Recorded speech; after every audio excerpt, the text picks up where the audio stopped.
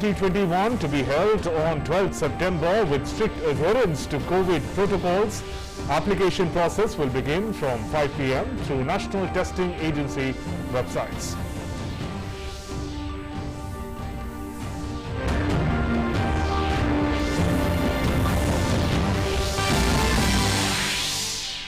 In weather news, incessant rains wreak havoc across Himachal Pradesh. 2 killed, over 100 rescued in Kangra district.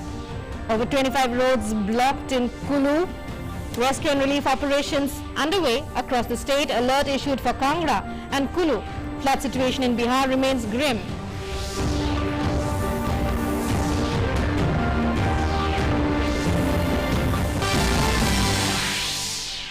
And in international news, at least 44 killed, 67 injured in COVID hospital fire in Iraq. Initial reports suggest fire began after an oxygen tank exploded.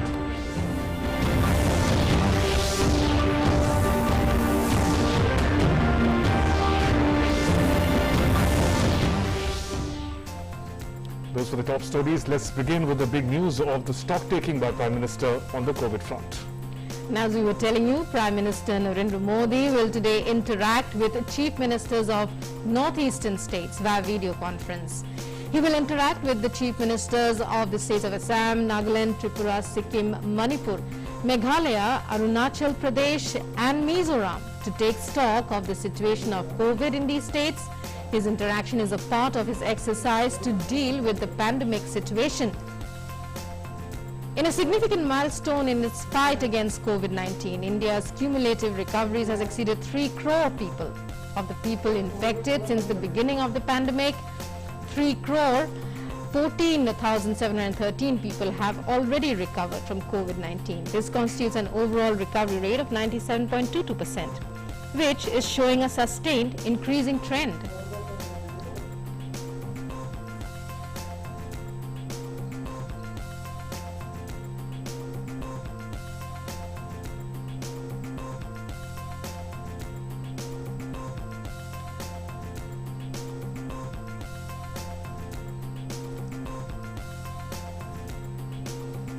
And joining us now is our correspondent Meghna Dev to take us through more details. Meghna, a very good morning to you.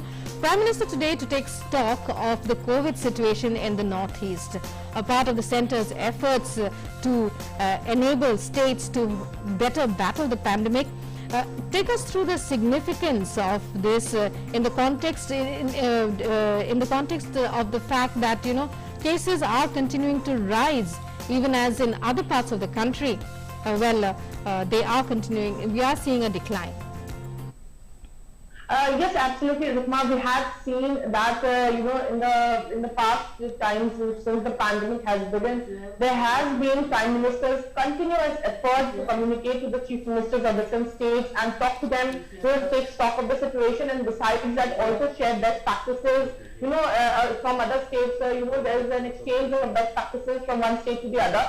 So Prime Minister Narendra Modi has been talking to Chief Ministers of different states at several times that we have seen. But this time around it becomes extremely important because northeastern states have been reporting a high percentage of positivity rate. That definitely is an alarming situation because Northeast was that area which was hardly much affected during the first lockdown that we had seen, and after that as well. But this time around the situation is quite different, and we have been seeing cases and more positivity rate in the northeastern states, and Prime Minister Narendra Modi is going to speak to Chief Ministers of these states, and obviously what kind of measures are these states taking in respect of containment, micro containment zones, what is the preparation if in case more the cases surge.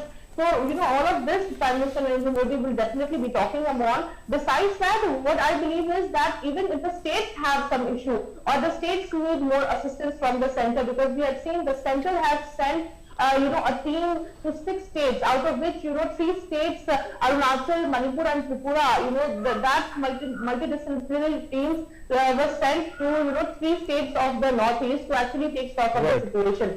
And besides that, we had also seen that Arunachal Pradesh, there was, obviously from the Deputy Commissioner, there was request to actually have a complete lockdown in the state, but the government as of now is not in favor of any complete lockdown because they do not want, the green shoots of the economic activities to stop. But definitely, some slew of measures need to be applied, and that is what Prime Minister Narendra Modi's today's video conferencing will be aiming at. Right. Besides, very importantly, Shubhendu and Rishma, I have some data over here, and I would like to quickly point out to this data. This is the weekly positivity rate, which is more than 10%. This is the data from 5 to 11th of July for the northeastern states, and we can see the districts like East Siang, Dibang Valley in Arunachal, or Jorhat, Lakhimpur, Golaghat in Assam. In Manipur, we have Impal, East, West, Bishnupur. In Meghalaya, we have Garo Hills, North and South Garo Hills. In Aizawl, as well as in Kohima, in East, West, South and North Sikkim, as well as Powai and Unakot in Tripura. So all these districts have been reporting more than 10% of positivity rate. It is a weekly positivity rate data. And this is extremely alarming because these are accounting for quite a lot of positive cases. The entire active caseload. Right, Meghna. Truly, the high positivity rate is a matter of concern, Meghna, particularly because we're talking about the Northeast, and we know that the vaccine is our best defense against this pandemic. If you could reflect on the manner in which vaccination drive has been on in the northeastern states. Overall, of course, we've crossed the 38 crore mark total doses administered, but as of Northeast, how has been the JAP performance so far?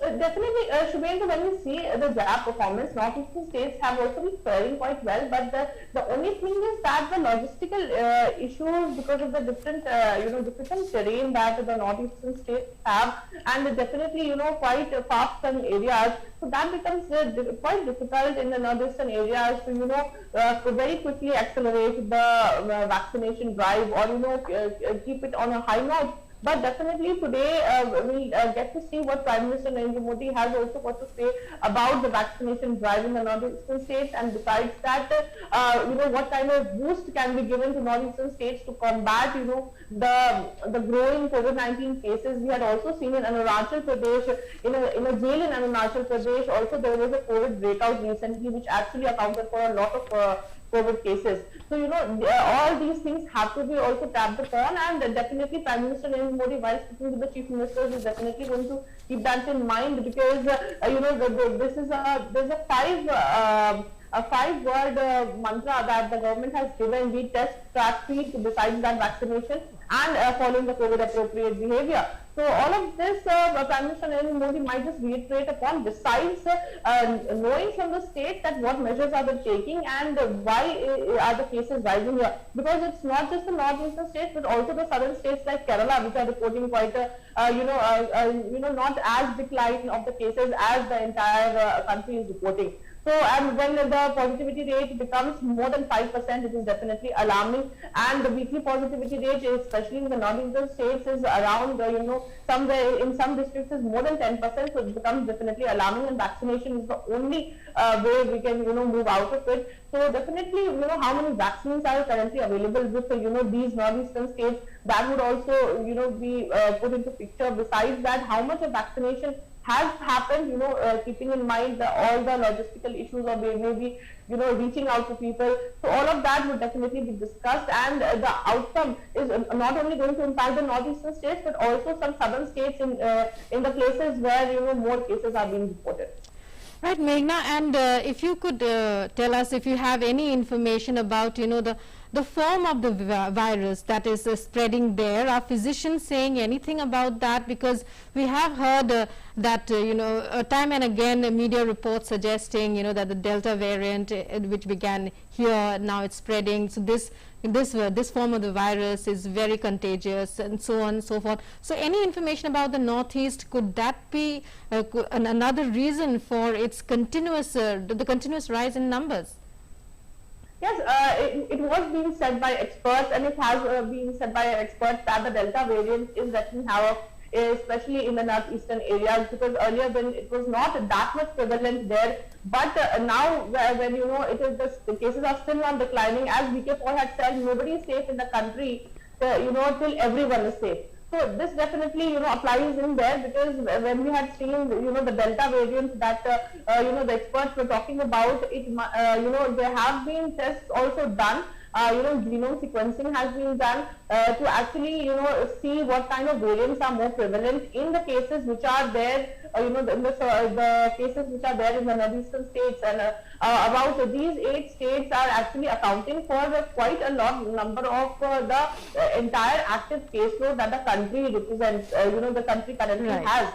So definitely that becomes alarming on that part. But besides that, what also important is to see that not only the variant, but what all preparations do the state governments have, to combat the, if in case there is, a major outbreak in, some hotspots or, containment zones or something like that. So, be the oxygen plants, setting up oxygen plants, we have seen in, northeastern states also, oxygen plants are being set up, and have been set up, from since the second peak started declining a bit. So, definitely that, but also it is important point of research that what kind of variants are actually, causing this. But definitely the experts have already said that it is the Delta variant. But, further research might just make the picture clearer for the experts to handle.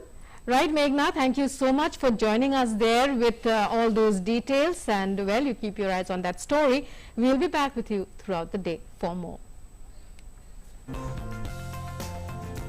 And meanwhile, in a landmark achievement, India's cumulative COVID vaccination coverage has surpassed 38 crore. A total of 38 crore 11 lakh 4,836 vaccine doses have been administered so far across the country. More than 37.03 lakh vaccine doses have been administered just in the last 24 hours. Over 11.41 crore persons in the age group of 18 to 44 years across 37 states and union territories have received their first dose, and a total of 38 lakh 88,828 have received their second dose since the start of the phase 3 of vaccination drive. 8 states, namely Uttar Pradesh, Madhya Pradesh, Rajasthan, Tamil Nadu, Bihar, Gujarat, Karnataka and Maharashtra have administered more than 50 lakh first dose of COVID-19 vaccine in the age group of 18 to 44 years. Also, Andhra Pradesh, Assam, Chhattisgarh, Delhi, Haryana, Jharkhand, Kerala, Telangana, Himachal Pradesh, Odisha, Punjab, Uttarakhand and West Bengal have vaccinated more than 10 lakh beneficiaries in the age group of 18 to 44 years for the first dose of COVID vaccine.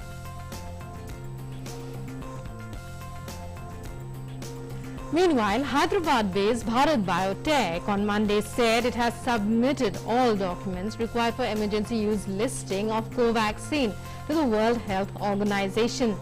Dr. Krishna Ella, Chairman and Managing Director of Bharat Biotech, said in a statement that all documents required for emergency use authorization of Covaxin have been submitted as of July 9th.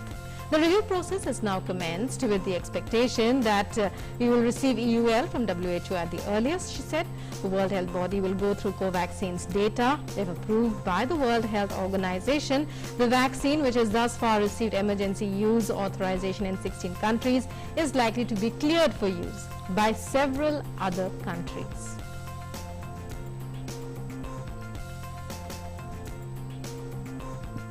And on to some other news. Prime Minister Narendra Modi will interact with the Indian athletes bound for Tokyo Olympics today, virtually at 5 p.m. The interaction by Prime Minister is an endeavour to motivate the athletes ahead of their participation at the big games. Youth Affairs and Sports Minister Anurag Thakur on Monday chaired a high-level meeting to review the preparations, participation of the Indian team for Tokyo Olympics 2020.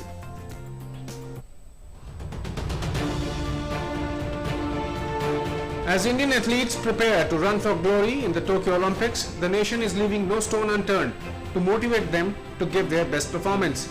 Prime Minister Narendra Modi has once again taken the lead. He has been tracking the developments associated with the subject. Prime Minister took stock of India's Olympic preparations on Friday and also announced an interaction with country's Tokyo-bound sportsperson on July 13th, 3 days before the first batch departs for the Japanese capital. The interaction with the athletes will be held virtually owing to the COVID-19 situation. Prime Minister tweeted, reviewed preparations for facilitation of India's contingent at Tokyo 2020. Discussed the logistical details, their vaccination status, the multidisciplinary support being given. He further added, on behalf of 130 crore Indians, I would be interacting with the Olympic-bound athletes on 13th July to wish them luck.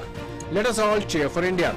The earlier announcement of his July 13th engagement with athletes was made on government's citizen engagement platform, MyGov India's Twitter page.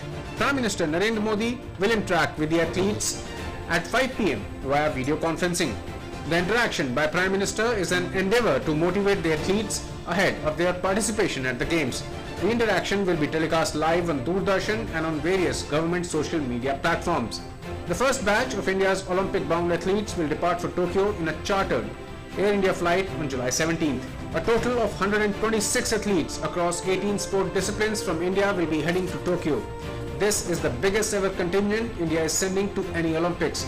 The 69 cumulative events across 18 sport disciplines that India will participate in is also the highest ever for the country. Prime Minister Narendra Modi has earlier in a meeting in June first week directed the Indian Olympic Association to ensure that all sportspersons set to represent India at the Tokyo Olympics are vaccinated and provided with uninterrupted training and personal support. The Minister of Youth Affairs and Sports, Anurag Thakur, chaired the 7th meeting of the high-level committee in New Delhi to review the preparations and participation of the Indian team for Tokyo Olympics 2020 on Monday. Various aspects, including world-class training and facilities for the selected players for Tokyo Olympics, were discussed in this meeting. Anurag Thakur also discussed with the officers about the progress of Cheer for India campaign and the preparations for the interaction of Prime Minister with the athletes. The PM interacting with Indian contingent before they set sail for Olympic glory is a great window for the player to gun for glory. The Prime Minister leads from the front as over 130 crore Indians want the Summer Games contingent to put their best foot forward in Tokyo. Sports Desk, DD India. And the Prime Minister in a tweet said, at 5 p.m. this evening, I look forward to interacting with our athletes who would be representing India at Tokyo 2020. Each of them has an inspiring life journey, and I am sure that what they would share would interest you all. Do watch the interaction.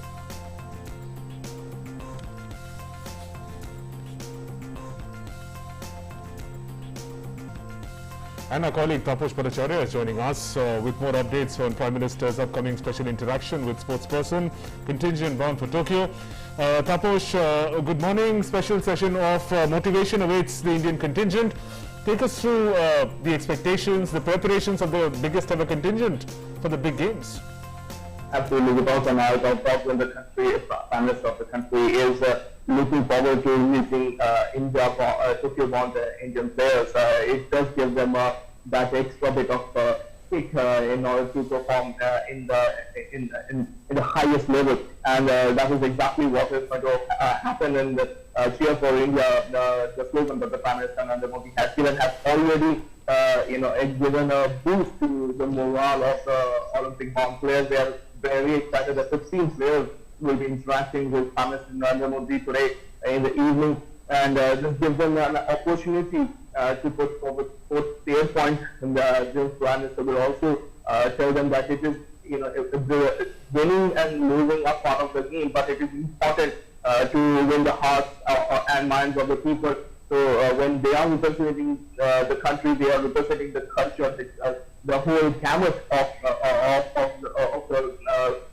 the culture and the passion that the country has, and it also will, somewhere down the line, push the 130 crore Indians to unite together in the endeavor to cheer for the Indian squad, and that is something the Prime Minister is hoping for. Remember, this is the largest contingent. More than 120 athletes will be participating in 18 sporting events in the country, and thus it's a huge opportunity for India to showcase its sporting prowess, and that's another point that the Prime Minister will be making. He has always made it a point that somewhere down the line. India has made tremendous progress in terms of technological advances, military advances, and scientific advances. But it is imperative, it is very important that it does so also in the field of sports. And this meeting, will go a long way in providing that impetus to not just these 15 Olympic players, but also to the whole sporting community, that the Prime Minister of the country is right behind them. They need to just perform. They need to do their part. The infrastructure, the point that a lot of people are talking about, is already there. So they just don't need to go out there and give their best, and that is what they will be looking forward to. Some of these athletes have amazing stories to tell, be it Deepika Kumari, Neeraj Kumar, or for that matter, Anu, or all these athletes, Ramai Chanu, they have come from humble background. So these athletes will also tell their stories. Prime Minister will listen to them, and it's going to be an amazing affair in the evening when Prime Minister will speak to these athletes. That's definitely going to instill a passion among these athletes as they represent the country in Tokyo. Shubhendu. Right, Tapas, a major dampener is the fact that, the most of the games, especially in Tokyo, will be held without spectators and so on. And one of the aspects that was discussed in the 7th review meeting yesterday was the Cheer for India campaign. Tell us more about the campaign, what it means, is it open to the public as well, how can it be accessed and so on? Cheer for India campaign is a manner in which each and every individual in the country, not just in the country, in fact outside also, can participate, will love to prove the morale of the sporting heroes that the country is going to send in the Tokyo Olympics. This is actually where the social media will come into majorly in effect. We are still living in time of pandemic, so most of the in the last Olympics there was a lot of meetings, there were a lot of campaign that took place in the stadium and other places. But keeping in mind the pandemic situation, it has been proposed that most of the campaign will be on social media, and what the idea is very simple. The idea is that 130 crore Indians will be given a chance to put forth their points of view, their wishes to all these athletes, the 100 or the 120 athletes who will be participating in the Tokyo Olympics. There are a lot of first time, there are a lot of things that are happening. The first time India is sending a fencing team in the competition. The first time they're sending a sailing, Neha is going there. Also the first time, 2 Indian swimmers who have clocked the A timing. So that is another first. So there are a lot of firsts that is happening in this particular Olympics, and it is very important that this particular campaign gains momentum, and what better way than the Modi himself leading from the front and starting this particular campaign. Right, Taposh, there. Thanks very much for joining us with those inputs. So interesting interaction there to look forward to later today. Thanks very much, Taposh. And now time to move on. After the mega cabinet reshuffle last week, young ministers of the Modi government have received another big elevation through entries in the crucial cabinet committees, which were reconstituted yesterday. Kiren Rijiju, Anurag Thakur and Virendra Kumar have been inducted as members of the Cabinet Committee on Parliamentary Affairs for the first time. Smriti Irani, Mansukh Mandavia, Sarbanand Sonowal, Bhupendra Yadav and Giriraj Singh have been included in the all-important Cabinet Committee on Political Affairs. Ashwini Vaishnav, Narayan Rane and Jyotiraditya Scindia have been in the Cabinet Committee on Investment, have been inducted into the Cabinet Committee on Investment and Growth.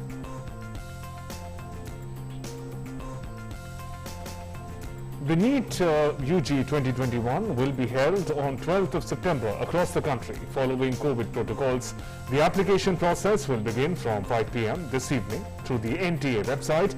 In order to ensure social distancing norms, number of cities where examination will be conducted has been increased from 155 to 198.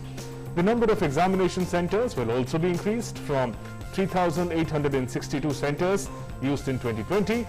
To ensure adherence to COVID-19 protocols, face masks will be provided to all candidates at the center. Staggered time slots during entry and exit, contactless registration, proper sanitization, seating with social distancing and so on will be ensured. In addition to the common places, all furniture and fixtures and seats will be sanitized before and after the examination.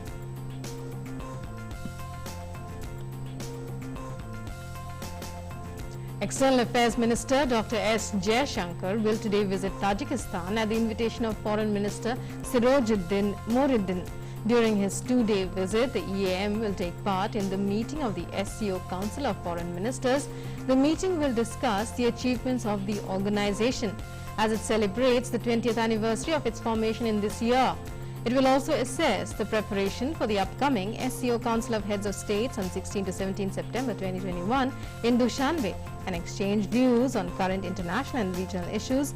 Dr. Jaishankar will also participate in the SCO contact group on Afghanistan on the 14th of July with the participation of the Afghanistan government.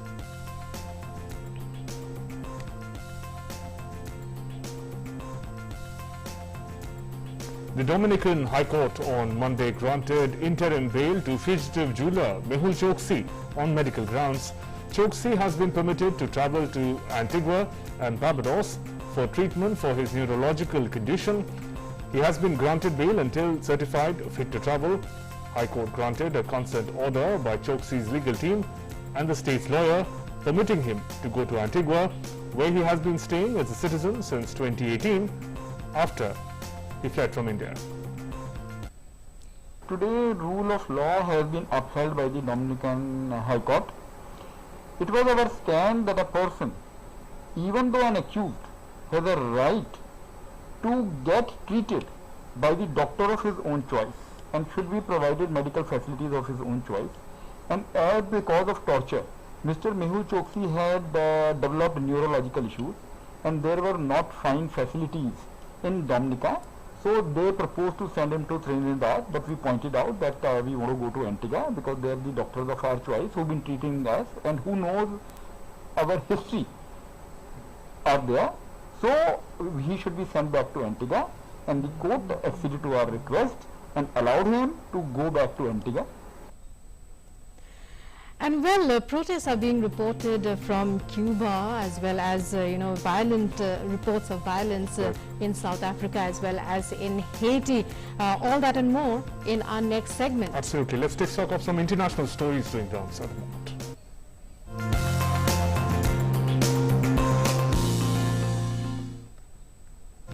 In Iraq, at least 44 people were killed, over 67 injured in a fire at coronavirus hospital in southern city of Nasiriyah.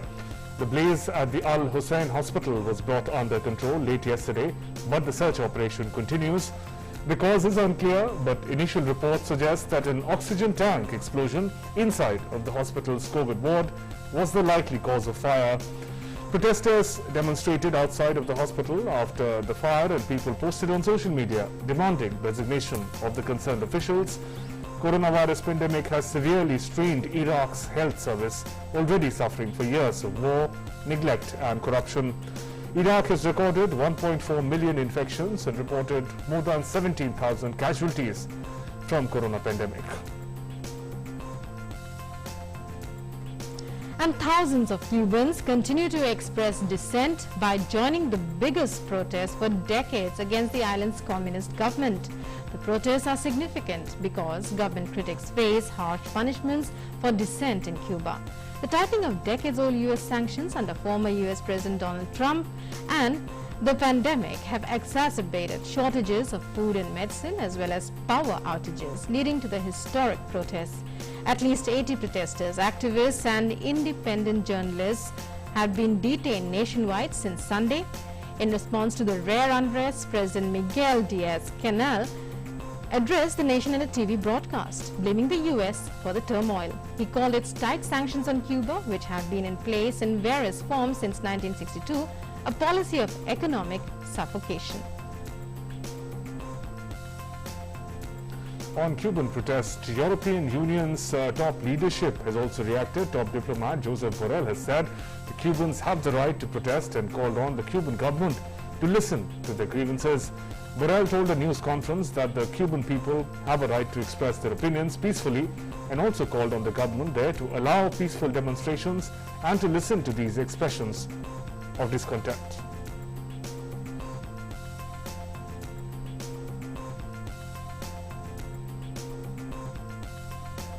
And again, the United States, which has a decades-old history of hostility with Cuba, has said it stands with Cubans and called on those in government to refrain from violence and listen to its people.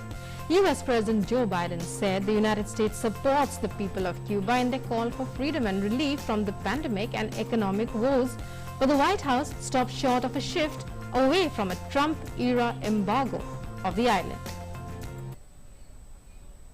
The Cuban people demanding their freedom from an authoritarian regime. And I don't think we've seen anything like this protest in a long, long time, if quite frankly ever.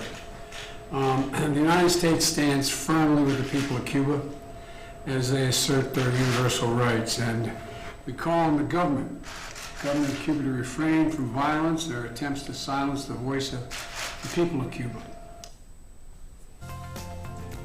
Meanwhile, U.S. Secretary of State Antony Blinken hit out at Cuban leaders who were interpreting the protests in the country as the product of, he said, they were anything but the product of anything the United States has done, terming the blame game as a grievous mistake. Blinken said protesters were criticizing the country's rulers for failing to meet people's basic needs, which included food and medicine. It would be a grievous mistake for the Cuban regime to interpret what is happening. It would be a grievous mistake because it would show that they simply are not hearing the voices and will of the Cuban people. People deeply, deeply, deeply tired of the repression that has gone on for far too long. Tired of the mismanagement. That is what we are hearing and seeing in Cuba, and that is a reflection of the Cuban people, not of the United States or any other outside actor. An update from Haiti. Investigations step up into the Haitian President Jovenel Moïse's assassination. Haitian police has arrested one of the suspected masterminds, Haitian man, whom the authorities accused of hiring mercenaries to oust and replace Moïse. Moïse was shot dead early on July 7th at his home by what Haitian authorities described as a unit of assassins formed of 26 Colombians and 2 Haitian Americans. Police chief told a news conference the arrested man, 63-year-old Christian Emmanuel Sanon, flew to Haiti on a private jet in early June, accompanied by hired security guards, and wanted to take over as president. And US President Joe Biden has said that Haiti's leaders need to come together and the United States stands ready to provide any assistance. The US is reviewing a request for troops made by Haiti's interim Prime Minister Claude Joseph to help secure key infrastructure after the assassination of President Jovenel Moïse. And we're also closely following the developments in Haiti in the wake of the horrific assassination of the president that recently took place. The people of Haiti deserve peace and security, and Haiti's political leaders need to come together for the good of their country. Over the weekend, I dispatched a high-level expert delegation to assess the situation and to determine where the United States can offer our support. Meanwhile, U.S. Secretary of State Antony Blinken has urged Haiti's political leaders to work towards holding free and fair elections later this year. A U.S. delegation visited to assess the situation after the assassination of the country's president last week.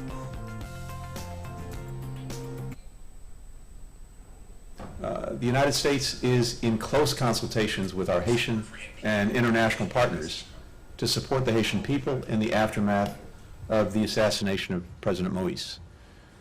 We urge the country's political leaders to bring the country together around a more inclusive, peaceful, and secure vision and pave the road toward free and fair elections this year.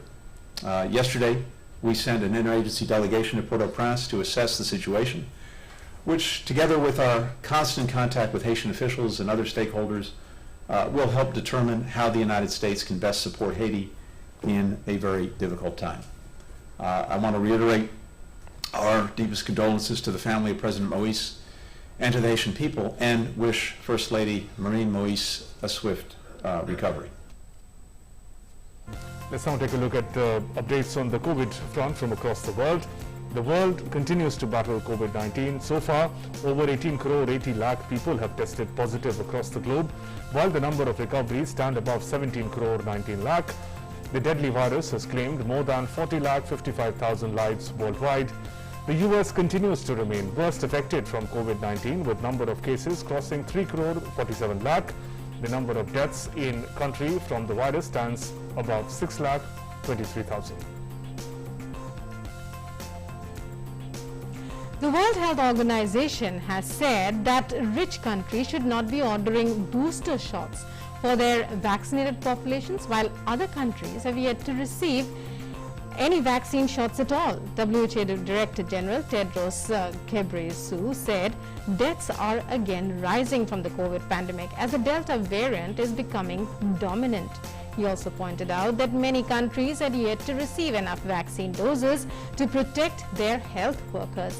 Tedros singled out vaccine makers Pfizer and Moderna as companies that were aiming to provide booster shots in countries where there were already high levels of vaccination. He said they should instead direct their doses to COVAX, the vaccine sharing program mainly for middle income and poorer countries. Meanwhile, WHO's chief scientist Soumya Swaminathan has said the global health body had so far not seen evidence showing that booster shots were necessary for those who have received a full course of vaccines. While boosters may be necessary one day, there was no evidence they were needed yet.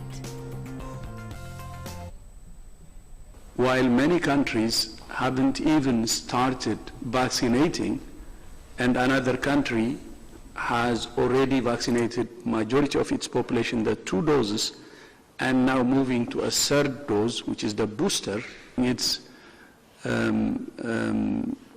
seriously disappointing. Delta is now in more than 104 countries, and we expect it to soon be the dominant COVID-19 strain circulating worldwide. Instead of Moderna and Pfizer prioritizing the supply of vaccines as boosters to countries whose populations have relatively high coverage, we need them to go all out to channel supply to COVAX, the Africa Vaccine Acquisition Task Team, and low and middle income countries which have very low vaccine coverage. And time now for some sports news. In our next segment, Sports Track.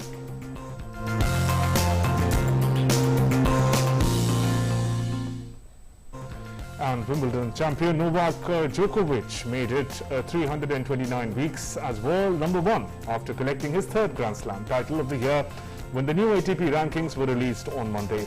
Djokovic, who already pocketed the Australian and the French Opens as well as Wimbledon, is almost 2,000 points ahead of Daniil Medvedev, who remains at number 2. Hubert Hurkacz, who beat Federer and became the first Pole to reach the semi-finals at Wimbledon, climbed 7 places from 18 to 11, while Federer, who had spent 310 weeks at number 1 in the past, dropped a place to 9.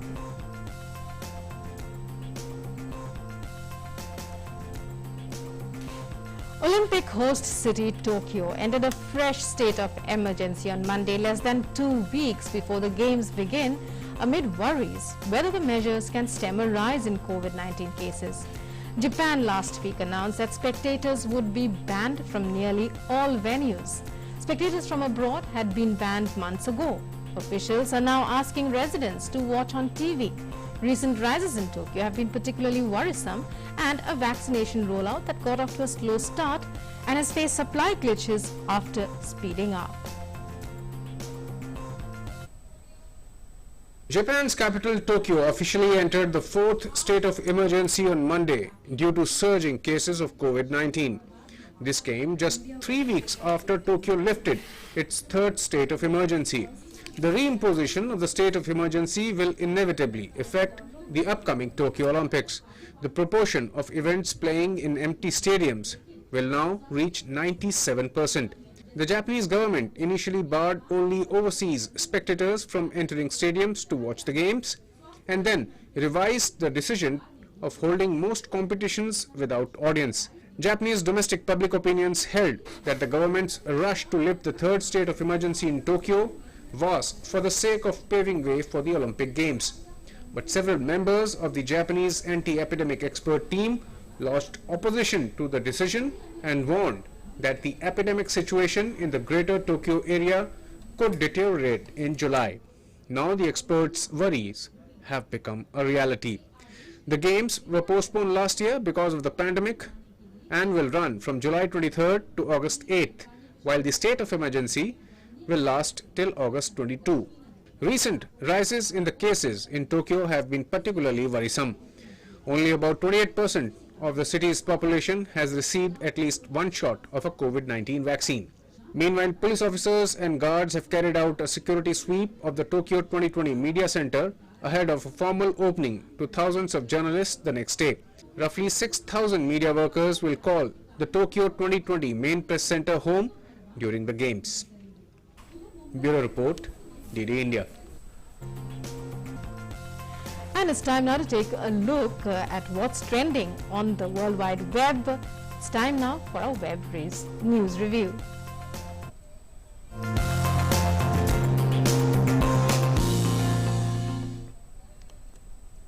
And our colleague Preeti is joining us. Good morning, Preeti. Tell us more about what's in the web news today.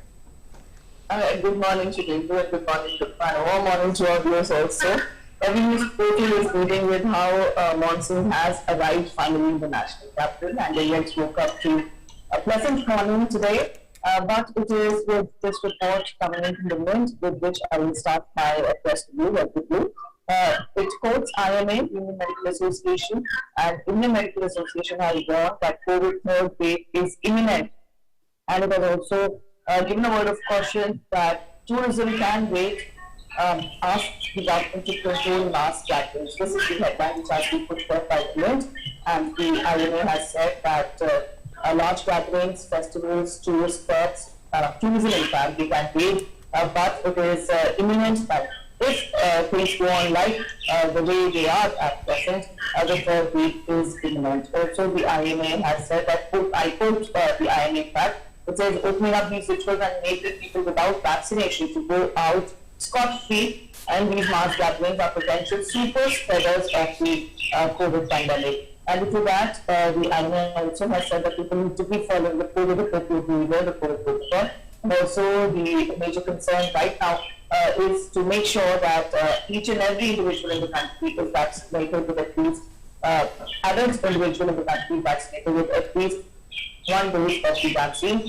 That will somewhat help in mitigating the threat of the third wave, and also the IMA has said that this behavior on part of the people will help in tackling the third wave, which seems imminent now. So on our part also, on through DD India and DD News, we are still advocating, and we are urging people to be part of the mask up initiative. Wear a mask correctly and properly. We are at a very decisive stage in the battle against COVID-19, but that does not mean that we let our guards down. And this is what the IMA has also said, and has requested people to keep following the COVID appropriate behavior and also get themselves vaccinated. The second slide up your screens is this report coming in from Hindustan Times. It says lightning strikes in North India, all you need to know about the phenomena. Now, this is a very interesting article which got my attention because we've seen that for the past 2-3 days, a number of lightning incidents have been reported in some parts of the country, and people have been losing their lives because of that. Scores of people have lost their lives in the last 24 hours due to lightning strikes across 3 states in North India. And this paper very aptly, this article in fact very aptly talks of the do's and don'ts which you have to take care of if thunderstorm and lightning strike, and added to that, it has in fact explained how the lightning phenomena occurs and what you need to do. You have to keep yourself safe and you have to rush indoors if you see lightning and thunderstorm strike. Added to that, the article very interestingly presents the 30-30 rule, which means that if you see a lightning strike, you have to rush indoors if you do not hear a thunderstorm until and unless you complete the count of 30. So this is one a very important tip or very important fact that has been reported by the article, and which would somewhere somewhere down the line help with people who are stuck in such catastrophes. With that, the next article up your screens is coming in from the Indian Express. The Indian Express again has put forth explained what is right to repair movement. Now we've seen that there are some countries, in fact most of the countries in the world, which do not have the right to repair rule, which means law, in fact, which means that people do not have the right to get their electronic devices repaired either through themselves or through some technician. So this is the paper, in this article, the paper talks of this movement and how in the US a law has been signed, and out of the 50 states, the 50 states in the US have put forth their willingness and a proposal for this right to repair law, but it is only Massachusetts that has turned it into law. Right, Preeti, interesting movement there. In fact, we'll be tracking some more stories related to that, but thanks very much for joining us with all those stories and updates in Web Review. And let's look at some weather news as a stand. The long delayed monsoon has finally arrived in Delhi today as heavy rains, thunderstorms hit the national capital this morning. Cities adjoining areas like Gurgaon, Faridabad have also received rainfall. IMD had earlier predicted thunderstorms with light to moderate intensity rain over southwest Delhi, South Delhi and parts of NCR and adjoining areas. The rainfall will provide much needed respite from the heat. Southwest monsoon's arrival today is the most delayed in about 15 years. And our colleague Taposh is joining us once again, this time on update on the daily rains. Taposh, this morning we were driving to work, it wasn't raining. What a surprise, rains are here. Well, it was expected. In fact, last couple of days, the monsoons, all the criteria that were supposed to be associated with monsoon, be it easterly wind or the cloud cover, all there. The only thing that was missing was rain. We were talking to the IMD people constantly, and they were quite literally baffled that why the rains are not coming in the national capital. And finally, today, on 30th of July, it arrived, marking for the first time the first monsoon showers in the national capital. That again, it's almost a month later. Earlier, the prediction, the first prediction was that it will reach somewhere in the region of 14th to 15th of June. But then it was changed to the original plan of 27th June. Remember, IMD's weather prediction model has now changed, and it's that now the date of arrival of monsoon in the national capital has been kept for 27th of June plus minus 5 days. Later on, they revised it to 8th of July, then 10th of July, and now, when we were talking to them, they said that there's quite baffled the reason why it's not raining, even though all the criteria for rain are there. And finally, in the morning, it started raining, and IMD on its Twitter handle, it declared that the monsoon has finally arrived in the national capital. That's going to give a lot of it will provide a lot of news to the people, especially from this hot heat. Remember, this particular the heat, along with the moisture content in the air, has made life miserable in the national capital. But this particular spell of rain, the first spell of monsoon rain, will definitely going to ease that uneasiness among the areas. Hopefully, we will have a pleasant weather in the next few days. Shubhendu. Right there, Taposh, thanks very much for joining us with those inputs. And more news of the weather. Heavy and incessant rains are wreaking havoc in many districts in Himachal Pradesh. Life has come to a standstill in parts of the Himalayan state, including in capital Shimla, Kangra and Kulu. Kangra district is suffering the worst damage. At least 2 were killed in rain-related incidents, while over 100 people were rescued in Kangra. In Kullu district, over 25 roads are blocked. Rescue and relief operations are underway across the state. NDRF and SDRF teams have been deployed for relief operations. The Met Department has issued a heavy to very heavy rainfall alert for isolated places in Himachal Pradesh. Joining us now is our correspondent Nandini Mittal from Mandi for more details on the rainfall situation there, on the overall situation in Himachal Pradesh. Nandini, it's over to you. We believe it's a cause of great concern. Kangra, one of the worst affected.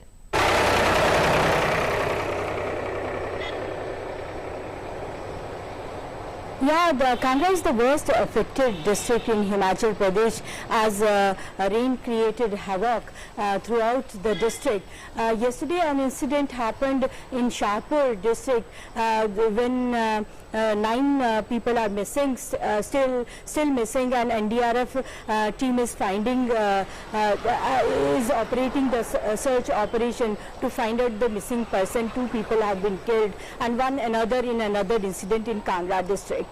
So the district administration has issued a warning to all the tourists coming to Himachal Pradesh, particularly to Dharamshala, to drop their plans and because there are yellow alert sounded by the weather department.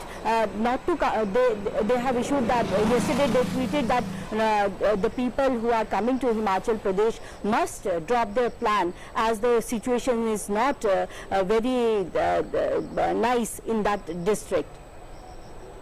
Right, Nandini, many thanks for joining us there.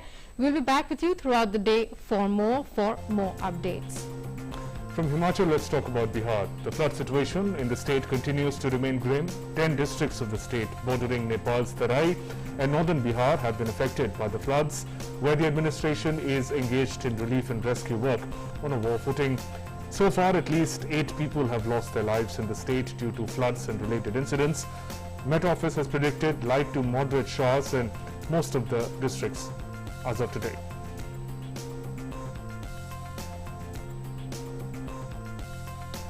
And our colleague Salman Haider is joining us with more updates from Patna. Salman, the flood situation in the state looks grim. Take us through the updates at the moment.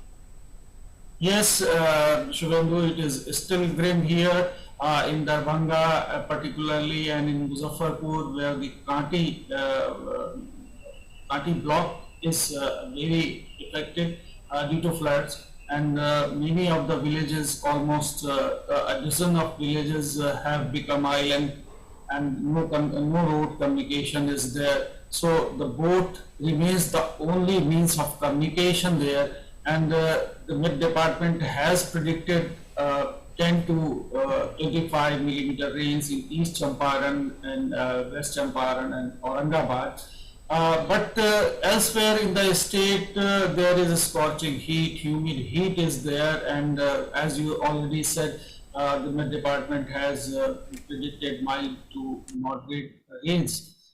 As far as the rescue and relief operation is concerned, the 12 teams of NDRF and SDRF are jointly conducting, along with the state administration, the rescue and relief work is going on a war footing, and as many as 225 boats, both from government side, NDRF, SDRF, and some hired boats have been deployed for communication, for conveyance of the flood affected people.